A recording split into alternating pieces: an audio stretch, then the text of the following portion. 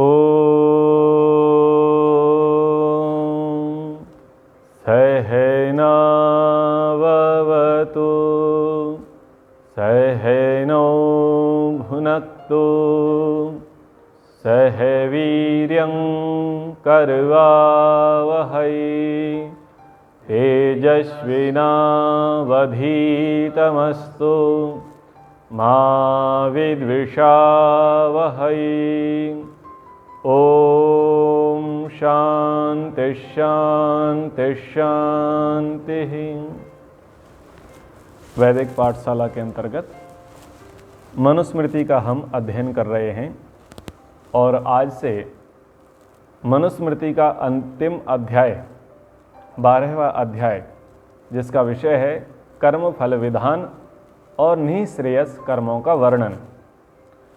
इस अध्याय में आपको गुणों का प्रभाव सुनने को मिलेगा कि जो 3 गुण होते हैं, सत्वगुण, रजोगुण, तमोगुण, इनका व्यक्ति के तन पर, मन पर किस प्रकार से प्रभाव पड़ता है, उसके कर्मों पर किस प्रकार से प्रभाव पड़ता है और उसी के अनुसार उसे कैसे कैसे योनियां मिलती हैं।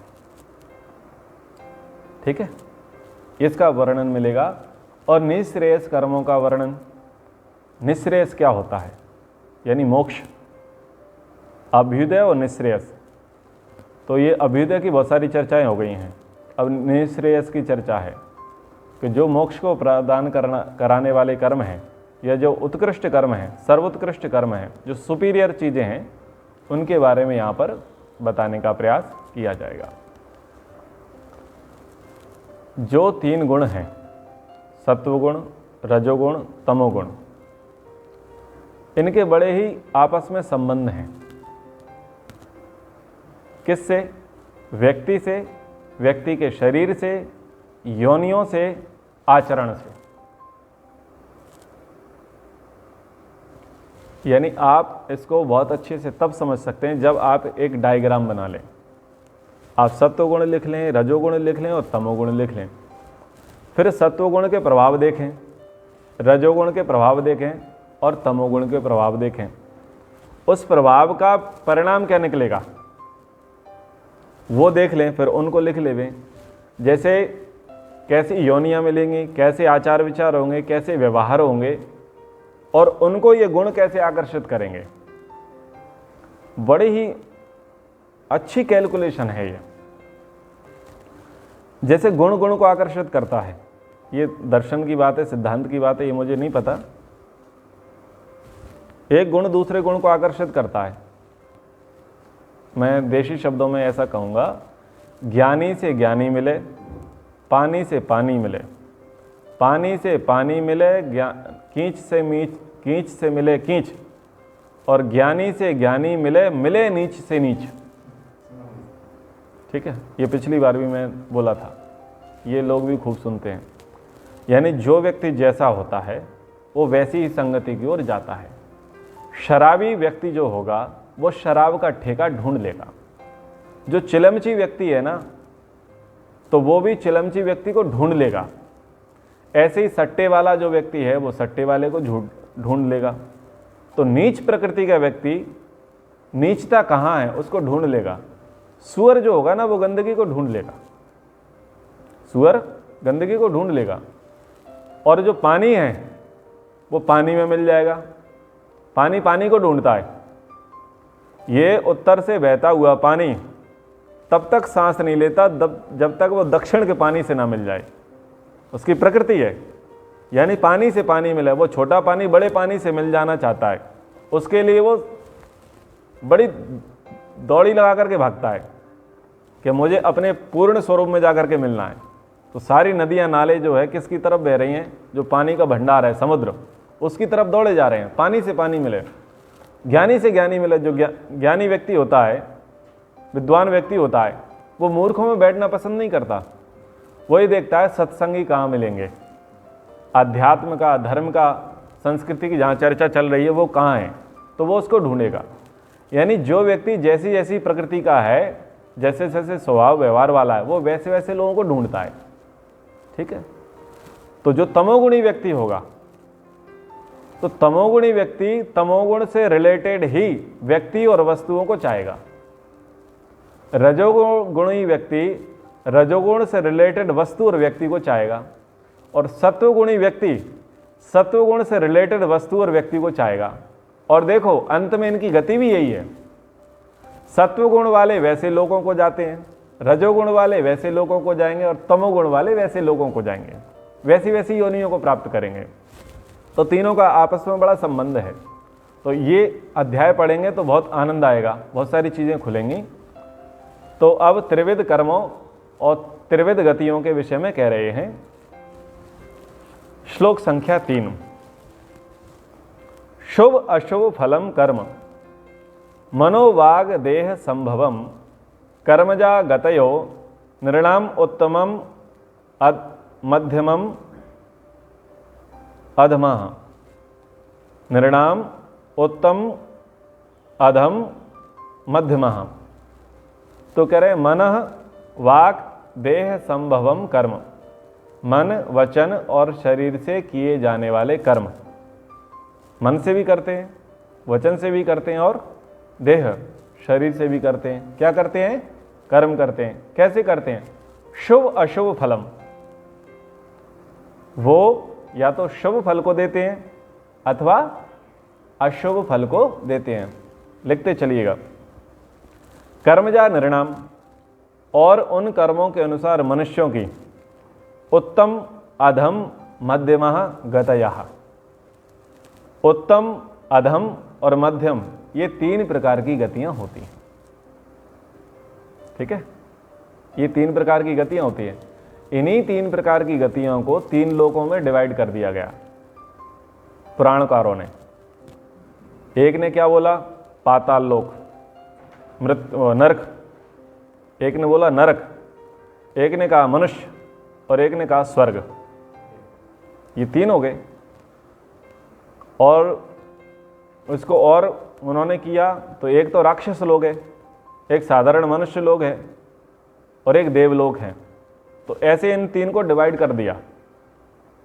तो आप सीधा सीधा समझ सकते हैं, नरक योनि या राक्षस योनि बराबर तमोगुण। ठीक है। और मनुष्य योनि साधारण मनुष्य लोक, मृत्यु लोक यानी ये रजोगुण, और सत्वगुण यानी देवताओं की योनि, विद्वानों की योनि, श्रेष्ठों की प्राप्ति, श्रेष्ठ स्थानों की प्राप्ति, यानी ये सत्वगुण का प्रभाव। ठीक है, ये चीज़ें आपको आगे क्लियर हो जाएंगी। तो कह रहे हैं ये जो 3 गुण हैं, ये 3 गुण 3 प्रकार के कर्मों को कराते हैं, और 3 प्रकार की उससे गतियां होती हैं, उत्तम मध्यम अधम। मन कर्मों का प्रवर्तक होता है। तस्य इह त्रिवदस्यापि त्रिअधिष्ठानस्य देहिनः 10 लक्षण युक्तस्य मनो विद्यात् प्रवर्तकम। तो इस विषय में देहिनः मनः, मनुष्य के मन को, तस्य त्रिविधस्य अपि त्रि अधिष्ठानस्य 10 लक्षण युक्तस्य, उस उत्तम अधम मध्यम भेद से, कितने भेद हैं? 3। मनसा वाचा कर्मणा, इन 3 क्रिया के भेद से इनका आश्रय समझना चाहिए, और कुल मिलाकर के इनको 10 लक्षणों से युक्त समझना चाहिए। तो ये धीरे धीरे आगे व्याख्या करते जाएंगे। जैसे दर्शनों में पहली बात कहेंगे फिर आगे व्याख्या करेंगे, तो ऐसे ही पूरा प्रसंग है।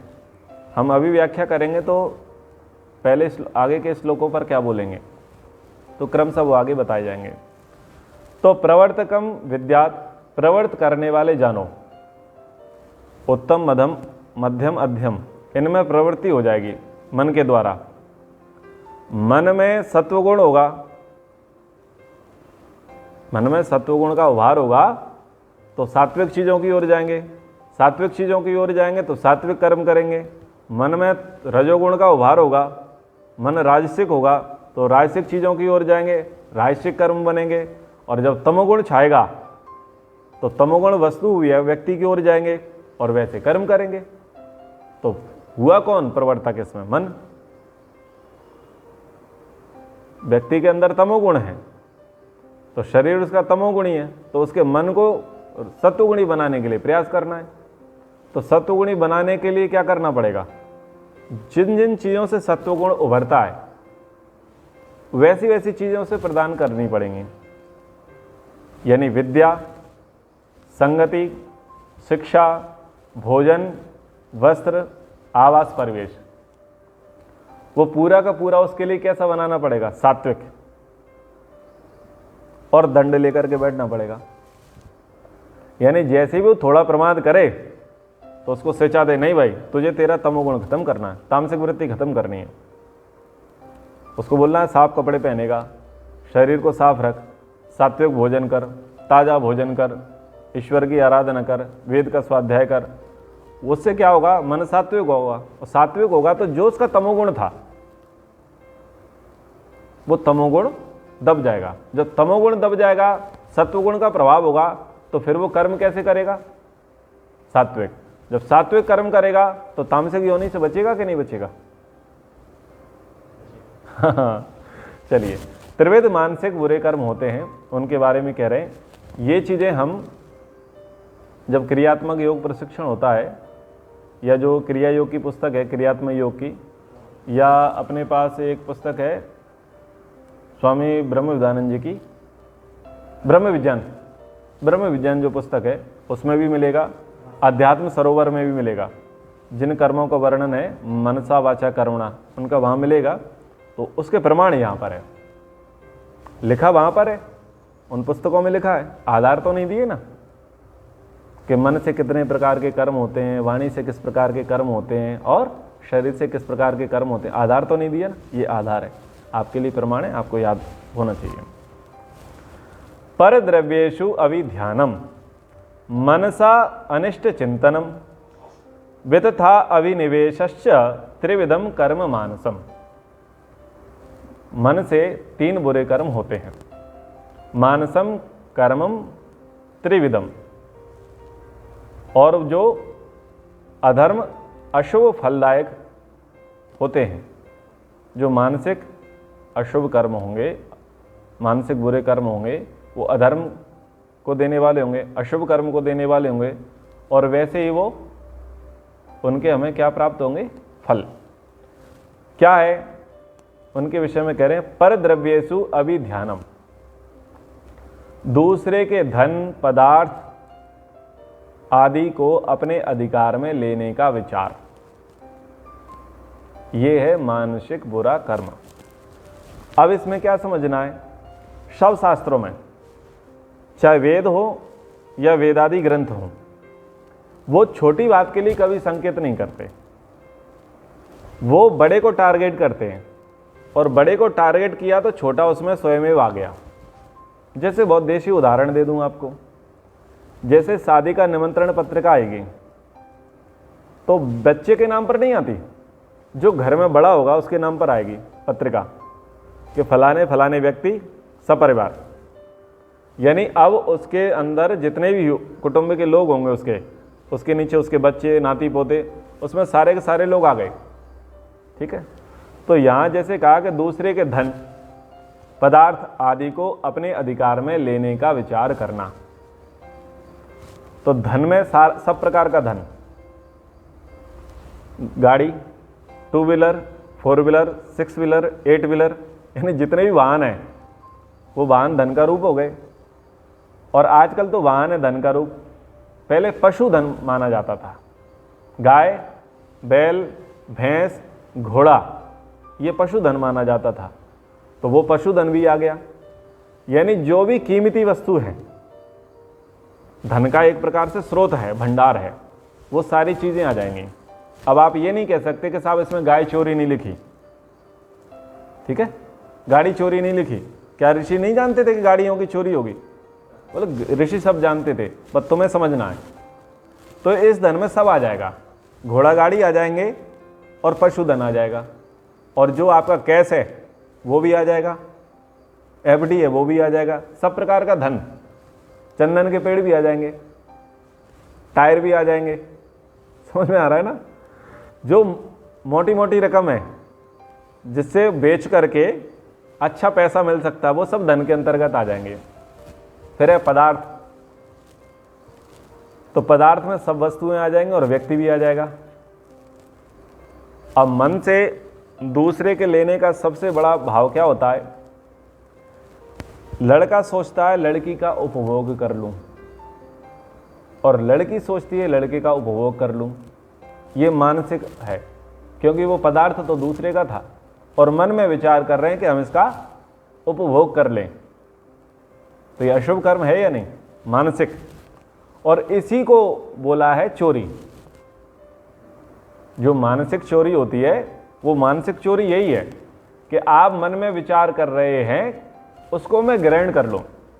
और चोरी का साधारण नियम क्या है कि वस्तु के मालिक से पूछे बगैर उसका उपभोग करने की सोचना, क्रिया करना, ये चोरी है। तो चाहे वो लड़का लड़की को देख करके सोचे या लड़की लड़का को देख करके सोचे, चाहे रास्ते में पड़ी हुई वस्तु हो या कहीं पर रखी हो, जो भी है तो दूसरे का। अब आप उसे लेने की सोच रहे हैं, ये मानसिक अशुभ अधर्म पाप कर्म है। ठीक है, इसमें सब आ जाएगा। लेने का विचार रखना, मनसा अनिष्ट चिंतनम, मन में किसी का बुरा करने का सोचना, ये दूसरा है। इसका मोबाइल तोड़ दिया जाए, इसकी गाड़ी पंचर कर दिया जाए, इसके पेट्रोल डीजल निकाल लिया जाए, इसका घर अच्छा है, शीशे से जड़ा है, रात में आएंगे और इसके शीशा तोड़ेंगे। इस गली में तो बहुत उजाला रहता है, हमारी गली में नहीं रहता, तो क्या करें? बोले स्ट्रीट लाइट फोड़ेंगे। यानी अब नुकसान करने की सोच रहे हैं ना, तो नुकसान करने का सोचना यह मानसिक पाप है। ठीक है ना? आगे समझ में? जितने भी नुकसान करने की सोच रहे हैं, चाहे वो प्राइवेट प्रॉपर्टी है या शासकीय, नुकसान करने का आप सोच रहे हैं, योजना बना रहे हैं, ये सब अब मानसिक पाप है। चा वितथा अविनिवेश, और मिथ्या विचार या संकल्प करना, मिथ्या विचार या सिद्धांत को सत्य स्वीकार करना, ये और गहरी बात है जिस पर प्रायः लोग फोकस नहीं करते। मिथ्या विचार करना और संकल्प करना यानी झूठा वादा, झूठी कस्में। मैं 5 मिनट में आ जाऊंगा, लेकिन 5 मिनट में नहीं आया। मैं इतने बजे ऐसा काम कर लूंगा, लेकिन नहीं किया। ये सब मिथ्यावाद। ठीक है। फिर अफवाहें फैलाना भी होता है, वो आगे आएगा अफवाहों के बारे में। तो मिथ्या विचार, झूठे विचार पर चर्चा चल रही है, और कोई झूठा विचार कर रहा है और उस विचार के विषय में भाषण कर रहा है। हम वहां पर थे और हम वहां मौन रहे, तो आपका मौन रहना उसके झूठे विचार को सत्य से स्वीकार कर लेने के जैसा हो गया। इसमें थोड़ा बचना चाहिए, इसमें लोक रीति का ध्यान रखना चाहिए। बोले आप लठ की तरह अड़ जाओगे, बोले नहीं ये तो गलत है, तो हो सकता है वहां तो लेने के देने पड़ जाए। तो ये थोड़ा इसमें नीति का पालन करना चाहिए कि कहां पर बोलना है, कहां पर नहीं बोलना, कहां पर प्रतिक्रिया देनी, कहां पर नहीं देनी, यहां पर नीति का पालन करना चाहिए। लेकिन जितना सामर्थ्य हो, संभव हो, मौन स्वीकृति नहीं देनी। मौन स्वीकृति देने से यदि बहुत बड़ी हानि होती है तो ना दें। आपकी व्यक्तिगत हानि होती है तो थोड़ी देर के लिए आप शयन कर लो, सहोसी सहोमयी देही। लेकिन वो राष्ट्रीय लेवल पर, सामाजिक लेवल पर और धार्मिक लेवल पर अगर हानिकारक है, वहां पर आप मौन रह गए तो वो अक्षम्य अपराध है। जैसे किसी के खिलाफ वोटिंग हो रही थी और एक भला व्यक्ति था, वो शांत रह गया। इसका मतलब क्या था? आप उसमें शामिल हो गए और उससे क्या हुआ? देश का इतिहास बदल गया। तो वो भयंकर वाला अपराध होता है। जैसे मजबूरी में सरदार वल्लभ भाई पटेल चुप हो गए और गांधी जी के कहने पर नेहरू को प्रधानमंत्री बना दिया। उसका दुष्परिणाम आज 70 वर्ष तक हम लोग भुगत रहे हैं। ये मौन स्वीकृति इतनी बेकार होती है। तो वहाँ जहाँ प्रतिरोध करना है वहाँ करना चाहिए, कहीं ऐसा ना हो। आप व्यक्तिगत मामलों में क्षमा कर सकते हैं, ठीक है, ईश्वर भी व्यक्तिगत मामलों में क्षमा करता है, हम भी व्यक्तिगत मामलों में क्षमा कर सकते हैं, लेकिन जिससे समाज को, राष्ट्र को, संस्कृति को, सभ्यता को नुकसान पहुंचता है, वहां पर यदि हम मौन रहते हैं तो वो भयंकर पाप है, भयंकर अपराध है। तो इस पर थोड़ा नीति से ध्यान देना चाहिए। धर्मशास्त्र और नीति शास्त्र एक दूसरे के पूरक हैं, इसलिए धर्मशास्त्र को भी अच्छे से अध्ययन करना चाहिए और नीति शास्त्रों को भी अच्छे से अध्ययन करना चाहिए। कहां पर आपको क्या लागू करना है वो देखना पड़ेगा। चतुर्विध वाचिक बुरे कर्म, मानसिक कर्म हो गए। तो इसमें मुख्य बात क्या थी? मिथ्या विचार। किसी का मिथ्या विचार था, संकल्प था, सिद्धांत था, उसको हमने सत्य स्वीकार लिया। वो सत्य कैसे स्वीकार लिया? या तो अपनी बुद्धि नहीं लगाई, अथवा उसको बताया नहीं कि भाई ये तेरी चीज गलत है, और हम चुप रह गए, यानी आपकी बात सत्य हो गई। तो इसके लिए तो बहुत प्रसिद्ध श्लोक है कि वो सवा सवा नहीं है जिसमें सत्य का और धर्म का बोलबाला ना हो। जो व्यक्ति वहां पर सत्य धर्म के विषय में नहीं बोलता, वहां सब लोग मरे हुए के समान हैं। महात्मा विदुर बोलते हैं इस बात को धृतराष्ट्र को कि तुम्हारी सभा में सब लोग चुप बैठे हैं, ये भीम, ये भीष्म, ये द्रोणाचार्य, ये कृपाचार्य, सब मरे हुए के समान है। और नीति शास्त्रों में श्लोक आता है कि जिस सभा में अगर आप ना बोल सकें तो आप उसमें जाओ मत। जिस सभा में आपकी कोई सुनने वाला ही नहीं है तो आप बाइकआउट कर जाओ, आप जाओ मत, क्योंकि आप जाओगे तो सबसे पहले उंगली आप पर उठेगी। ये भी नीति शास्त्र कहते हैं, क्योंकि आप जाओगे और आप सत्य को पराजित होते हुए देखोगे तो लोग ये नहीं देखेंगे किन्होंने पराजित किया, लेकिन आपका नाम पहले आएगा कि आप उसमें शामिल थे, क्योंकि आप समझदार थे। इसलिए महाभारत में द्रोणाचार्य और भीष्म पितामह पर सबसे ज्यादा उंगली उठती है। अब विभीषण जो था वो पक्षधर नहीं था, उसने सत्य को स्वीकार नहीं किया, भाई के नमक को त्याग दिया उसने, और उसने पाला बदल दिया। ऐसे ही जो है पांडवों की ओर से इनका एक भाई था, नाम याद नहीं आ रहा, वो युयुत्सु, उसने अंत समय में पाली बदल ली। उन्होंने अंत समय में पाली बदल ली, बोले नहीं मैं धर्म के पक्ष में खड़ा होऊंगा। अभी बहुत सारे नेता पाली बदल चुके हैं, कांग्रेस से बीजेपी में आ चुके हैं, पर कुछ लोग टिकट की वजह से आए हैं। खैर, तो अभी ये इतनी चीज हो गई, इतिहास भी आपको बता दिया, अध्यात्म की बात भी समझ में आ गई। आगे तो 4 प्रकार के वाचनिक कर्म हैं बुरे। पारुष्यम अनृतम चैव पैशून्यम चा अपि सर्वशः असंबद्ध प्रलापस्य वांग्मयम स्यात् चतुर्विधम। कह रहे हैं वांग्मयम चतुर्विधम स्यात्, वाणी के अधर्म, अशुभ फलदायक ये जो कर्म है वो 4 प्रकार के होते हैं। तो पहला कह रहे हैं पारुष्यम, कठोर वचन बोल करके किसी को कष्ट देना, चुभते हुए बोलना। एक तो कड़वे वचन ये होते हैं यथार्थ जो लाभकारी होते हैं, और एक वो होते हैं जो सीधे सीने को छल्ली कर जाते हैं। तो ये छल्ली करने वालों की बात कर रहे हैं कि ऐसे कठोर वचन जो व्यक्ति के सीने को छल्ली कर गए वो। फिर कहा अनृतम, झूठ बोलना। झूठ बोलना भी अखरता है, चुभता है। जैसे किसी ने किसी को समय दिया, आप समय पर ना जाओ, वो व्यक्ति वेट कर रहा है, चुभता है। जैसे मैंने अभी 2-3 दिन पहले अपने घटना बताई भोजन की, जैसे भोजन का मैंने बताया तो बस चुभता रहा। तो झूठ बोलते हैं तो चुभता है, और झूठ बोला आपने, चुभा हमें, तो हमें कष्ट हुआ। आपने हमारे साथ हिंसा की तो आपने झूठ बोला, तो झूठ बोलने का भी आपको पाप मिलेगा, दंड मिलेगा। पैशून्यम अपि सर्वसा, किसी की किसी भी प्रकार से चुगली करना। 2 की 4, 4 के 8, तिल का ताड़ राई का पाड़, चुगली करना, कानाफूसी करना, इतनी सी बात को इतनी सी परोस करके बता देना, बड़ा चढ़ा करके अतिशयोक्ति कर देना, सही को गलत और गलत को सही बोलना, ये चुगली हो गई। अच्छा, महर्षि दयानंद जी ने निंदा और स्तुति के बारे में बोला, जो जैसा आए वैसा बोलना ये है स्तुति, और जो जैसा आए उसे वैसा ना बोलना ये है निंदा। जो जैसा है उसे वैसा बोलना ये तो स्तुति, ठीक ठीक यथार्थ बोलना स्तुति कि आप ऐसे हो।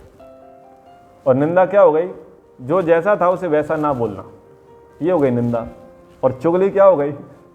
2 की 4, 4 की 8, तिल का ताड़ राई का पाड़, ये चुगली हो गई। लेकिन निंदा भी जो है ना, चतुर लोग कर सकते हैं, विद्वान कर सकते हैं। मूर्ख व्यक्ति निंदा नहीं करेगा, वो तो पता नहीं क्या कचरा डालेगा। निंदा करने वाले तो हनुमान जी थे, ठीक है। अब वो हम चौपाइयों में पढ़ते थे, नाक कान बिनु भगन तुम्हारी, क्षमा कीन तुम धर्म विचारी। ऐसे करके एक दोहा आता है, दोहा या चौपाई आती है कि नाक कान के बगैर तुम्हारी जो है बहन भगा दी और वाह तुमने क्षमा कर दिया। ऐसे करके व्यंग है, वहां पर अलंकार का कोई वर्णन है, लेकिन शैली है, शैली है कि बोला भी तो कैसे बोला, स्तुति करी है लेकिन कैसे की है, व्यंग प्रदान, व्यंग प्रदान शैली में स्तुति करी है। ऐसे ही आप विदुर को देखो तो विदुर ने जैसे को तैसा बोला है, तो वो व्यंग प्रदान है, तीक्ष्ण है, कठोर है। आपकी वजह से ऐसा हुआ है, आपकी वजह से ऐसा हुआ है, आप इसके लिए दोषी हैं, इतिहास आपको क्षमा नहीं करेगा, भारत आपको क्षमा नहीं करेगा। तो वो जो विद्वान है उनकी शैली अद्भुत होगी और उनको सुनते हैं क्योंकि उनकी शैली अच्छी है। जैसे को तैसा बोला, निंदा नहीं की है, लेकिन वो है निंदा के अर्थ में, लेकिन एक शैली है, कहने का तरीका होता है, और कह कौन रहा है तो उसको शांति से सुनते हैं, मानते हैं कि हाँ ये हमारी गलती है। अब हमारे आचार्य दिनेश जी ये अद्भुत वक्तव्य कला के धनी हैं। अब जैसे मैं शुद्ध शब्द का प्रयोग कर देता हूं गंवार, वो गंवार शब्द का प्रयोग नहीं करते, बोलते ग्रामीण है। क्या अद्भुत शब्द है। एक और शब्द मैंने उनसे सुना, मैं बोल देता हूं तू बड़ा आलसी है, बोले नहीं योगेश जी, आराम प्रिय है।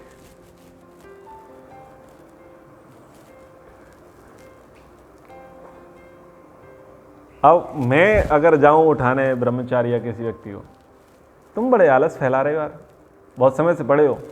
अगर आचार्य दिनेश जी जाएंगे तो वो किस प्रकार से बोलेंगे, हाँ जी नमस्ते, आपके आराम में कोई व्यवधान तो नहीं है, आप ठीक प्रकार से आराम कर तो पाए ना, क्या और आपको आराम की अपेक्षा है? हृदय गदगद हो जाता है, हृदय गदगद हो जाता है कि वाह क्या अद्भुत शैली है। तो ऐसे लोगों को लोग सुनेंगे, और जिसको गालियां पड़ रही हैं वो प्रेम से मानेगा, स्वीकारेगा कि हाँ। अभी आकाश जी गए तो मैंने तो इनको थोड़ा टाड़ दिया, तो चूंकि मेरी शैली ऐसी है तो ऐसी शैली नहीं आएगी पसंद। लेकिन ये बोला जाए अरे आप तो आराम प्रिय हैं, वो भी खुश हो जाएगा, वाह मेरे को आराम प्रिय कह रहे हैं। जैसे किसी को कुत्ता बोल देना, तो कुत्ता है, तो कुत्ता बोलना बड़ा कठोर है, बेकार है। ग्राम सिंह है, क्या शब्द का प्रयोग किया? ग्राम सिंह, गांव का शेर। अब गांव का शेर कौन होता है? गांव का शेर कुत्ता ही होता है, गांव का शेर कुत्ता ही होता है, लेकिन क्या बोल दिया उसको? ग्राम सिंह। शैलेश लोढ़ा जी तारक मेहता का जो उल्टा चश्मा इसमें आते हैं, तो वो सुना रहे थे एक वाकया। बोले साहब हम गाली भी बड़े सोच समझ के देते हैं। हमारे पिताजी के जा रहे थे, ट्रेन में यात्रा कर रहे थे, किसी कारणवश वो सीट से उठ गए, वॉशरूम गए होंगे या पानी लेने गए होंगे। इतने में कोई व्यक्ति आकर के उनकी सीट पर बैठ गया, तो उन्होंने क्या बोला, पहले उनसे उनका नाम पूछा, उनको नमस्ते किया, प्रणाम, जय श्री राम। जो सीट पर बैठा था उसने भी नमस्ते कर लिया। बोले भाई साहब आपका नाम क्या है? उसने जो भी नाम बताया, जैसे मान लीजिए उसने अपना नाम बताया रामदयाल। बोले आपके पिताजी का नाम क्या है? तो जैसे उसने नाम बताया प्रभुदयाल, तो रामदयाल जी ये सीट प्रभुदयाल जी की नहीं है। क्या समझ में आया? ये सीट तेरे बाप की नहीं, उठ यहां से। लेकिन उन्होंने ये शब्द का प्रयोग नहीं किया, कि ये सीट तेरे बाप की नहीं मेरी है, लेकिन उन्होंने कैसे विनम्रता से बोला कि रामदयाल जी ये सीट प्रभुदयाल जी की नहीं है। यानी आप अल्टीमेटली समझ लो इसने क्या बोल दिया। तो बोलने की भी एक अपनी शैली है, और जब इस प्रकार से कोई व्यक्ति बोलता है तो सुनने वाला भी सुनता है और बाद में समझता है कि यार क्या बोला। तो ये बोलना आना चाहिए, सीखना चाहिए। और आचार्य दिनेश जी के सानिध्य में रहेंगे तो ऐसे बहुत से सूत्र व्यवहार के सुनने को मिलेंगे। तो झूठ बोलना, कठोर बोलना ये पाप कहे, किसी भी प्रकार की चुगली, 2 की 4 4 की 8 ये नहीं करना चाहिए। असंबद्ध प्रलापः, किसी पर मिथ्या लांछन, बुराई लगाना, उल जुलूल बातें, अफवाहें उड़ाना, ये भी वाचनिक पाप है। क्या? किसी पर मिथ्या आरोप लगाना या बुराई करना अथवा फालतू की फिजूल की बातें करना। तो महर्षि दयानंद जी कहते हैं वाचिक अधर्म 4 हैं। पारुष्य अर्थात कठोर भाषण, सब समय सब ठोर मृदु भाषण करना, यह मनुष्यों को ठीक है, उचित है। किसी अंधे मनुष्य को ओ अंधे ऐसा कहकर पुकारना निसंदेह सत्य है, परंतु कठोर भाषा होने के कारण अधर्म है, जो अभी मैं सारे उदाहरण दिया। अनृत भाषण अर्थात झूठ बोलना, पैशून्य अर्थात चुगली करना, असंबद्ध प्रलाप अर्थात जानबूझकर बात को उड़ाना, बात को उड़ा देना, अफवाह फैला देना, रूमर्स फैला देना, ये सब जो है ये वाणी के अपराध हैं, वाणी के दोष हैं। तो आज हमने मानसिक अपराध और वाचसिक अपराध, वाचनिक अपराध, इन पर चर्चा कर ली है। आगे हम त्रिविध अपराधों पर और आगे अपराधों पर चर्चा करेंगे, सत्वरजतम के प्रभावों पर चर्चा करेंगे। समय के अनुसार कक्षा को हम यहीं पर विराम करते हैं।